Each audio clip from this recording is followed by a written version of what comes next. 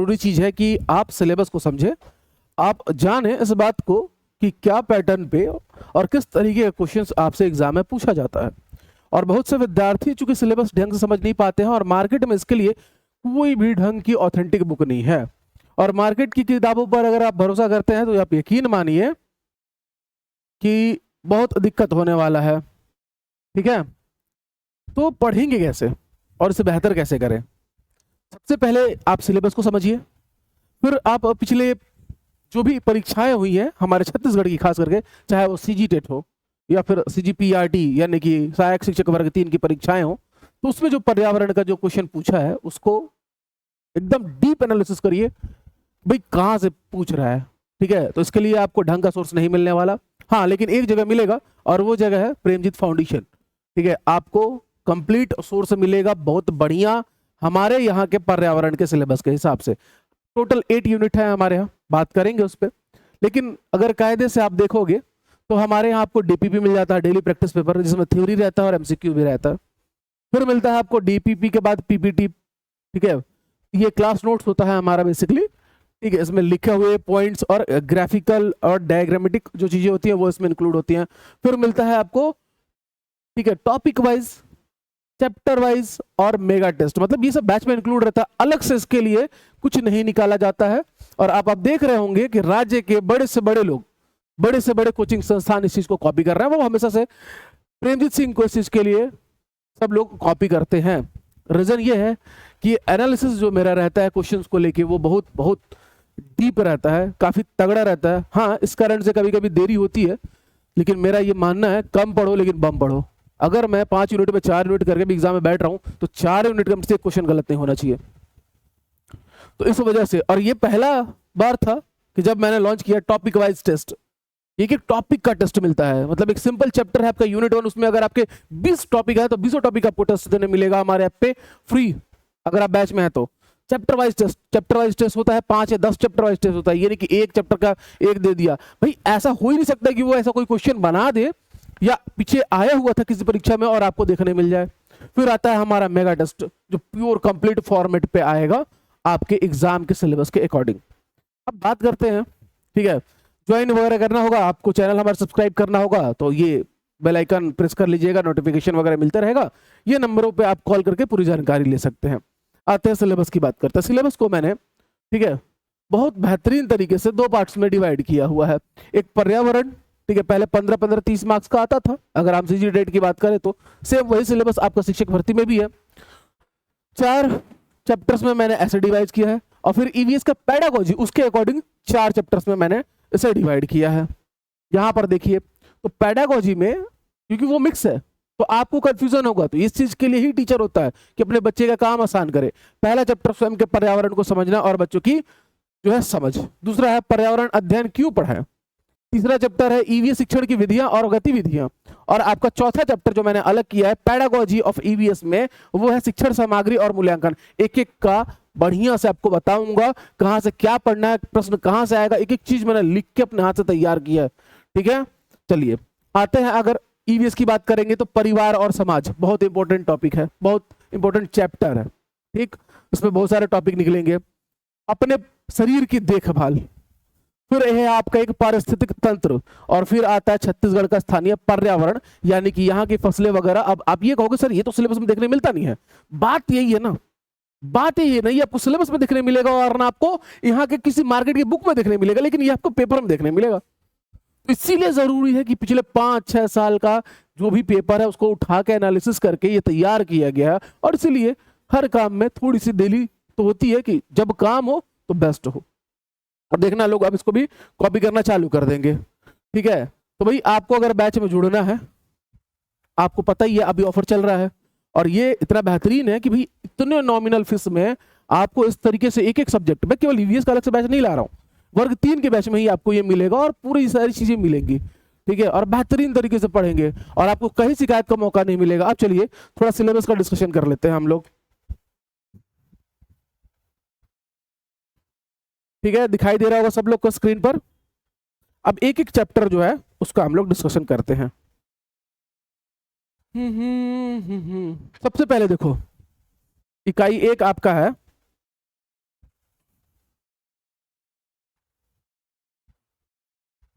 Unit 1।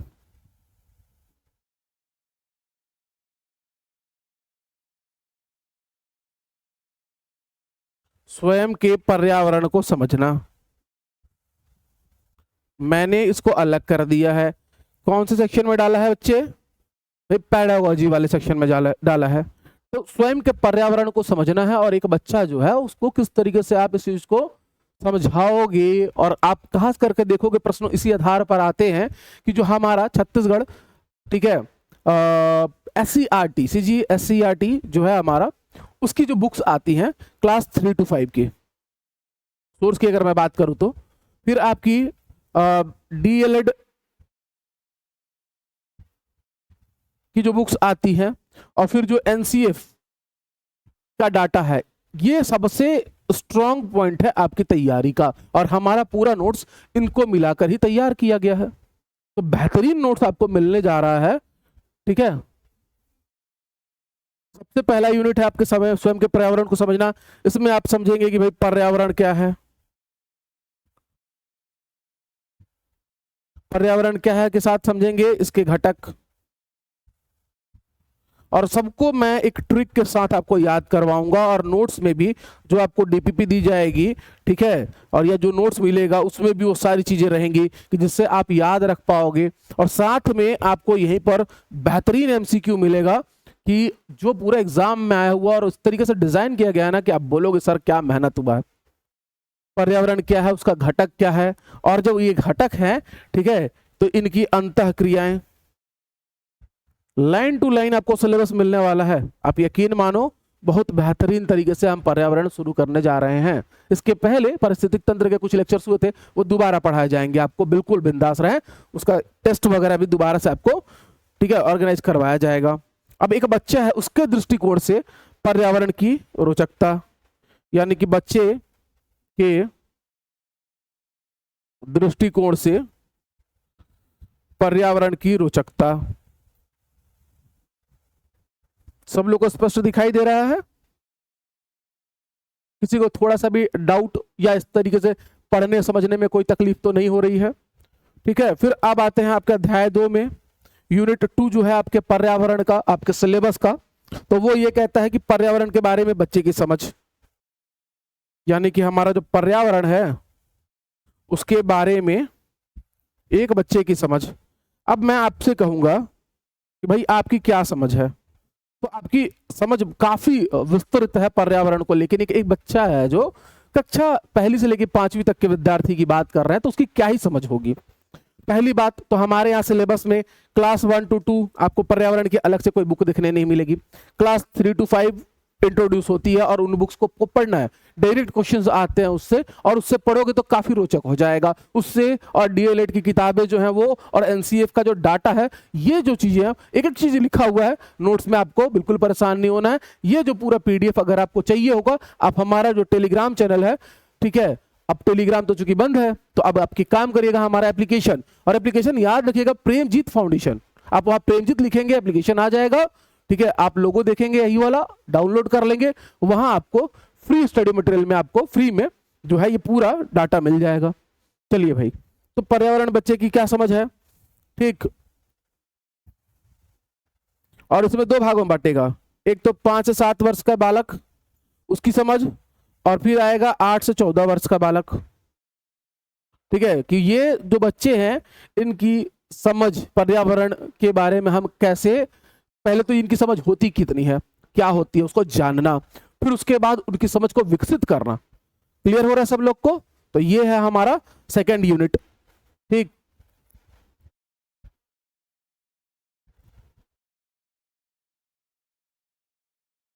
फिर लिखना हमारा यूनिट 3 कि पर्यावरण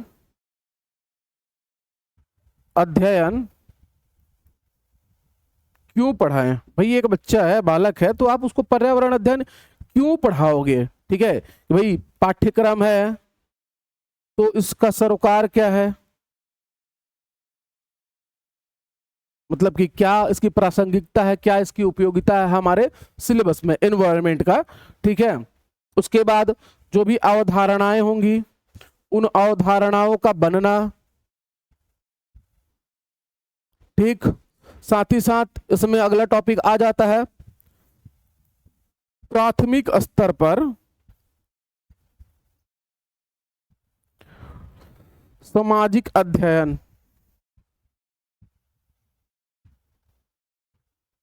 की अवधारणा। स्पष्ट दिखाई दे रहा है? हाँ ठीक है, ये नया तरीका इख्तियार किया है मैंने, ठीक है, पढ़ाने का। बहुत से लोग बहुत सारी बातें कहते हैं कि भाई छत्तीसगढ़ में पहला ऐसा वैसा, ठीक है, लेकिन हम लोग नहीं कहते हैं इस चीज को, क्योंकि आप लोग को तो पता ही है, हाथ कंगन को आरसी क्या, पढ़े लिखे को फारसी क्या। चलो, और उसके बाद इसमें एक इंपॉर्टेंट आ जाएगा कौशल क्या है और उसका विकास। कौशल का विकास थोड़ा सा शॉर्ट में लिख रहा हूं, पूरा चीज आपको डिटेल में मिल जाएगा, आप घबराएंगे नहीं। फिर आ जाता है आपका यूनिट 4। यूनिट 4 है आपका पर्यावरण अध्ययन का शिक्षण शास्त्र।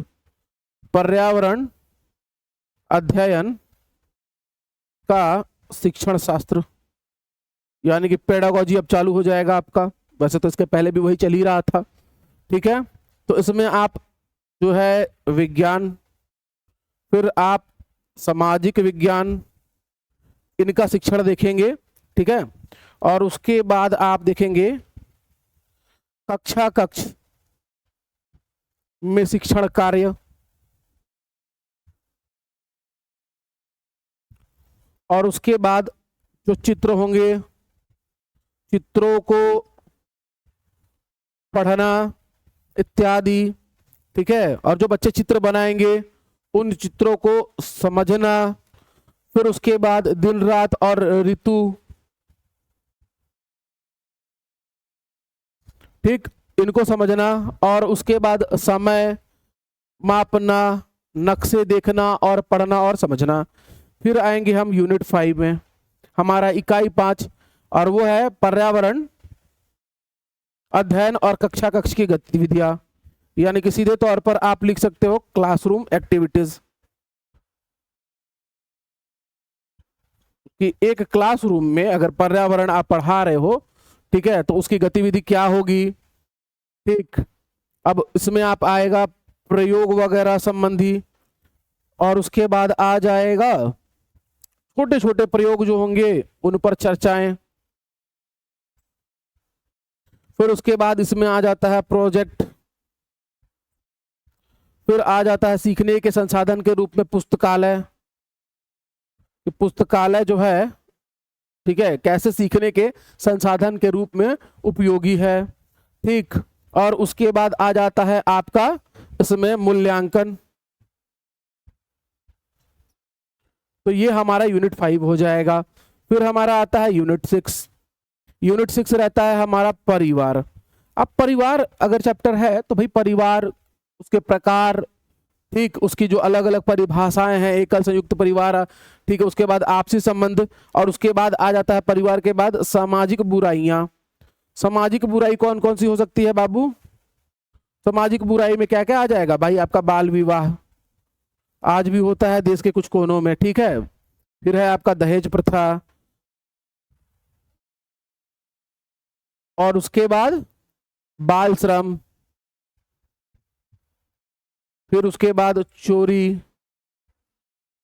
तो ये हमारी सामाजिक बुराइयां हैं, ये हम पढ़ेंगे चैप्टर 6 यानी कि यूनिट 6 में। फिर दुर्व्यसन यानी कि नशाखोरी, उसके अतिरिक्त धूम्रपान, इन सब के बारे में पढ़ेंगे, ठीक है। इनके व्यक्तिगत, सामाजिक और आर्थिक दुष्परिणाम जो है उनके बारे में हम लोग जानेंगे यूनिट 6 में। फिर हमारा आता है यूनिट 7, ठीक है। एक नजर देख लेते हैं सबको, उसके बाद बेहतर तरीके से हम लोग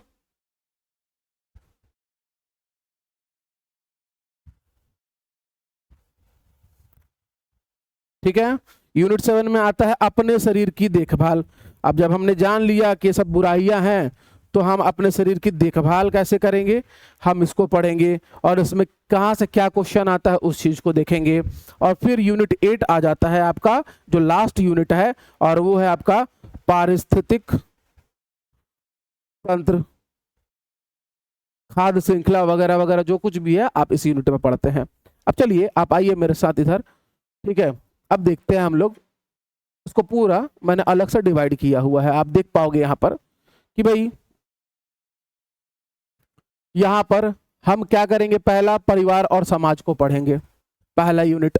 प्रश्न कहां से आता है, तो ज्यादातर प्रश्न सामाजिक कुरीतियों से जुड़े कानून, बाल श्रम, दहेज प्रथा, ठीक है, नशाखोरी इत्यादि इत्यादि, और उनसे जुड़े हुए अधिनियम और परिवार के बदलते स्वरूप पर। तो एक क्वेश्चन तो फैमिली से आ जाता है और एक क्वेश्चन आपका आ जाता है इन जो सामाजिक बुराइयां हैं, कुरीतियां हैं, उनके, ठीक है, चीजों से और उनके दुष्परिणाम से। अब अपने शरीर की देखभाल दूसरा यूनिट है, तो शरीर जो है उसकी साफ सफाई, संतुलित आहार, विटामिन, प्रोटीन, कार्बोहाइड्रेट, ये सब स्रोत और उनकी कमी से होने वाले रोग इत्यादि पढ़ोगे। संक्रामक रोग जो है मलेरिया, डेंगू, हैजा और उनके बचाव के तरीके। सॉरी। अब इस चैप्टर में प्रश्न कहां से ज्यादातर पूछा जाता है, हर बार देखा गया है, विटामिन की कमी से होने वाले रोग, ठीक, स्कर्वी, बेरी, मच्छर दूषित जल से फैलने वाली बीमारियां। तो 100% यहां से आपको क्वेश्चन देखने मिलेगा। एक एक चीज यहां पर मैंने लिखा हुआ है। पारिस्थितिक तंत्र देखो, थर्ड वाला, पारिस्थितिक तंत्र की संरचना, जैविक और अजैविक, खाद्य श्रृंखला, खाद्य जाल, उत्पादक, उपभोक्ता और आपका प्राथमिक, द्वितीयक, तृतीयक जो है उपभोक्ता, और उसके बाद अपघटक के बारे में पूछेगा। ऊर्जा के प्रवाह का नियम, खाद्य श्रृंखला का क्रम, इससे हमारा प्रश्न आता है इस चैप्टर से। फिर आ जाता है छत्तीसगढ़ का स्थानीय पर्यावरण, लोकल एनवायरनमेंट ऑफ सीजी, उसमें क्या क्या छत्तीसगढ़ की प्रमुख फसलें हैं, यहाँ के त्योहार हैं, हरेली, पोला, छेरछेरा, उसके बाद स्थानीय वन्य जीव अभ्यारण्य इत्यादि हैं, नदी और प्रमुख जनजाति संस्कृति है, इससे क्वेश्चन करेगा आपको, ठीक है। तो यहाँ से दो या एक दो तीन क्वेश्चन तो आपको मिलेगा ही मिलेगा, ठीक। तो इसको बड़े इंटरेस्टिंग तरीके से हम लोग पढ़ लेंगे। उसके बाद पांचवा यूनिट जो मैंने रखा है वो रखा है स्वयं के पर्यावरण को समझना, कि भाई हम अपने पर्यावरण कैसे समझेंगे, पर्यावरण का अर्थ क्या है। 5 से, ठीक है, और 11 वर्ष के आसपास के जो बच्चे रहते हैं वो दुनिया को कैसे देखते हैं, ठीक। और बच्चे को पर्यावरण का समग्र रूप में अगर देखते हैं तो विज्ञान और भूगोल को अलग अलग नहीं देख पाते, और कब देख पाते हैं, उनकी समझ कब विकसित हो पाती है इस बारे में। तो क्वेश्चन आएगा बच्चों के पूर्व ज्ञान के ऊपर और उनकी समझ को कक्षा से जोड़ने वाले व्यावहारिक परिदृश्य के ऊपर। अब उसके बाद यहाँ पर आता है पर्यावरण अध्ययन क्यों पढ़ाए, तो भाई इसमें आपका आ जाएगा एनसीएफ 2005, ईवीएस पढ़ाने के उद्देश्य वगैरह, बहुत इंपॉर्टेंट है ये, ठीक। बच्चों को रटने के तरीके से दूर रखना, दूर ले जाना और उन्हें एक्सप्लोरर बनाना, ठीक है, वास्तविक जीवन से जोड़ना। इस चैप्टर का प्रश्न कहां से आएगा, तो एनसीएफ 2005 से आएगा। और कुछ कुछ जो दिशा निर्देश दिए हुए एनसीएफ 2005 में पर्यावरण को पढ़ाने के, वहां से क्वेश्चन जनरेट होगा। ईवीएस शिक्षण की विधियां और गतिविधियां, ठीक है, प्रोजेक्ट विधि, भ्रमण विधि, कहानी और कविताएं सुनाना, चर्चा करके सीखना, लर्निंग बाय डूइंग। तो इन सब से हमारा क्वेश्चन जनरेट होगा कि एक शिक्षक को कक्षा में ईवीएस कैसे शुरू करना चाहिए, ठीक है। और एक आपका एक स्टेटमेंट बेस्ड क्वेश्चन होगा, एक छोटा सा आपको पद दिया रहेगा, उसके आधार पर, ठीक है, उत्तर देना होगा वास्तविक जीवन से जोड़ते हुए। फिर आ जाता शिक्षण सामग्री और मूल्यांकन, कि भाई ऑडियो विजुअल एड्स क्या होते हैं, मैपिंग वगैरह क्या है, सतत और व्यापक मूल्यांकन क्या है, उसके आधार पर पोर्टफोलियो और रचनात्मक जो है असेसमेंट जो है, इस पे आ जाएगा आपका फॉर्मेटिव असेसमेंट के ऊपर क्वेश्चन आ जाएगा, पोर्टफोलियो और उप व्याख्यानात्मक, ठीक है, विधि के ऊपर। चलो अब इसके लिए सोर्स, तो भाई सबसे पहले इंपॉर्टेंट बात, कक्षा 3, 4 और 5 छत्तीसगढ़ बोर्ड की SCERT की पुस्तकें, मैंने शुरू में ही आपको बताया था, ठीक। फिर उसके बाद NCERT 3, 4, 5 पुस्तक का नाम आसपास, एनसीएफ 2005 का दृष्टिकोण और पेडागोजी एकदम क्लियर होना चाहिए। और एनसीईआरटी इसलिए क्योंकि एनसीईआरटी में जो पेडागोजिकल टर्म्स हैं, ठीक है, वो लाइन टू लाइन डिट्टो उठा के पूछ देता है क्वेश्चन बना के, ठीक है। सबसे इंपॉर्टेंट आपके लिए तो फिलहाल ये है कि भाई SCERT 345 की, और ये उसके वेबसाइट पे फ्री में आप डाउनलोड कर सकते हैं। फिर आ जाता है DLED, ठीक है, और BEd की, खास करके DLED की पेडागोजी बुक्स, ठीक। और उसके बाद प्रीवियस ईयर का क्वेश्चन पेपर। तो भाई ये सब आपको मेहनत करने की जरूरत नहीं है, ठीक है, ये हम लोगों ने करके रखा हुआ है A to Z। आप कहोगे तो मैं बुक्स भी भेज दूंगा, आप कहोगे NCERT भेज दूंगा, आप DLED की बुक्स कहोगे वो सब भी पूरी मेरे पास रखी हुई है, वो भी आपको सेंड कर दूंगा, ग्रुप में मिल जाएगा। और प्रीवियस ईयर का तो जितना बोलो उतना पेपर मेरे पास पड़ा हुआ है, उसी के आधार पर हम लोग पूरा सब कुछ तैयार करते रहते हैं। तो आई थिंक सब लोगों को अब क्लियर हो गया होगा, ठीक है। तो ये मेरा इस बैच का प्रमोशन नहीं था, सिलेबस और हम कहाँ से पढ़ेंगे एनवायरनमेंट को, उसके बारे में जानकारी थी। हाँ, अगर कोई वर्ग 3 का बैच लेना चाहता है तो अभी ऑफर चल रहा है, आप लोग ले सकते हो। कि भाई सीधे तौर पर आप लोग को पता ही होगा कि अभी जो है हमारे वर्ग 3 के बैच की फीस, ठीक है, 1500 थी, जो कि कम होकर कितनी हो गई है, 999।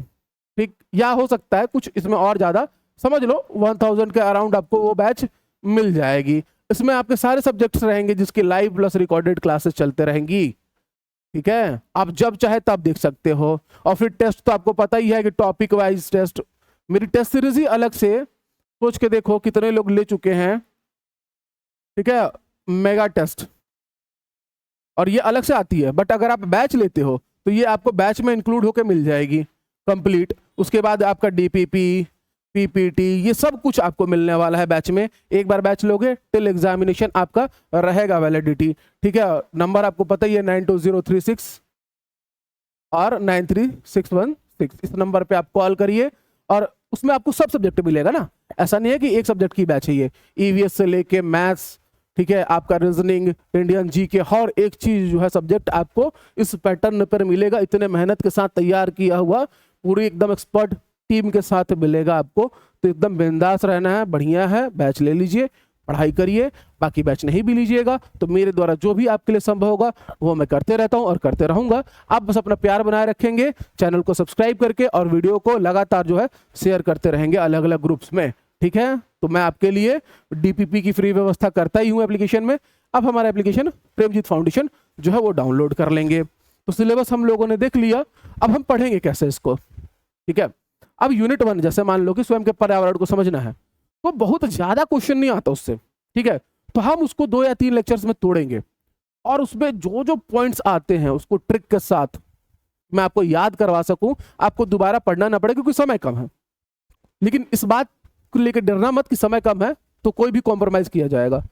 पढ़ेंगे उस टॉपिक को, उस टॉपिक का तुरंत आपको टेस्ट मिल जाएगा। पहले तो मैं उसको एमसीक्यूज करवाऊंगा बेहतरीन वाले, 20 से 30 आपको स्टैंडर्ड एमसीक्यूज रहेंगे, 10 से 15 कूट वाले प्रश्न रहेंगे जो पूरे परीक्षाओं में पूछे गए हैं हमारे छत्तीसगढ़ के। फिर उसके बाद दूसरा टॉपिक, लेकिन जब दूसरा टॉपिक पढ़ेंगे तब तक पहला टॉपिक का आपको टेस्ट मिल जाएगा। टेस्ट दीजिए, अपना कॉन्फिडेंस बढ़ाइए।